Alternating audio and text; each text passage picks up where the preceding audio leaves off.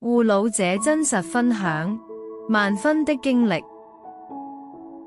護信，護老歷程，互勉鼓勵，瞬間傳遞，透過故事傳揚愛與希望的訊息，作為與其他同路人互勉的信件。萬分的護老故事，因為母親開始年老，我認為自己一個人也能照顧母親的日常需要，所以很自然地成為了護老者。我和母親一起居住，想用更多時間陪伴母親，開始學習如何照顧她。轉變的關係，以前母親能夠照顧自己的起居，並不需要我過分擔心。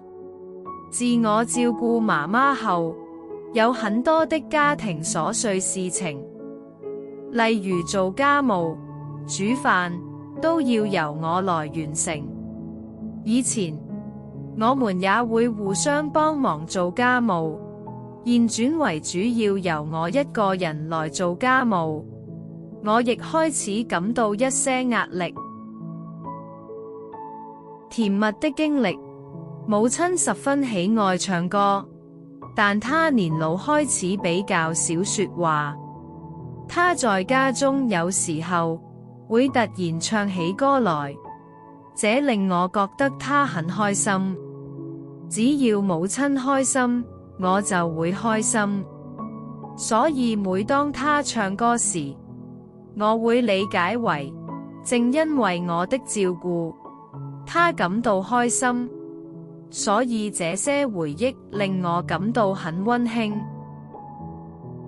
困難與克服，主要是由我照顧母親，很多的事情都要依靠自己去尋找解決方法和處理。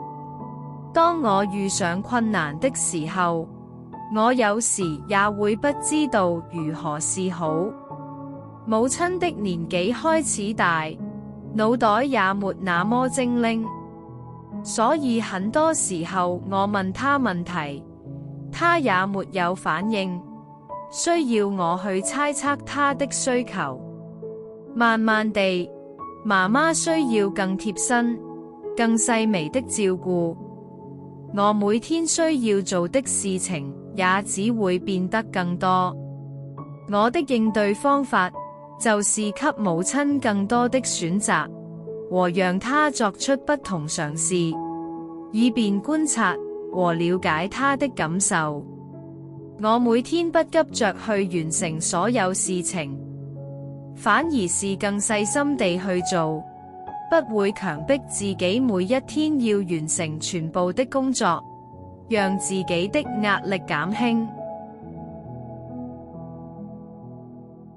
面對困境，第一時間想起朋友。幫助你的人說感謝或祝福，很感激他們，在我遇上困難的時候都會幫助我。仍記得媽媽患上新冠肺炎時，我不知道要如何處理或尋求誰的幫助。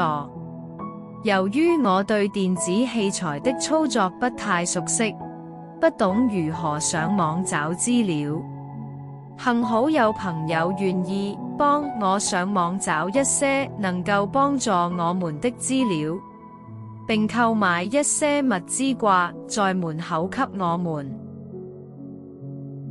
勉勵其他護老者，在護老者的學習路上，我盡量去學習和認識多一些。在做任何事的時候，都需要細心，盡自己的能力去做。在遇上困難時，不妨嘗試多問一些身邊的朋友或者社工。當你認識和學習更多，在學習成為護老者的路上更順利。護老者角色教曉我，做任何事情都不要心急，心急反而耽誤事情，做得不順利。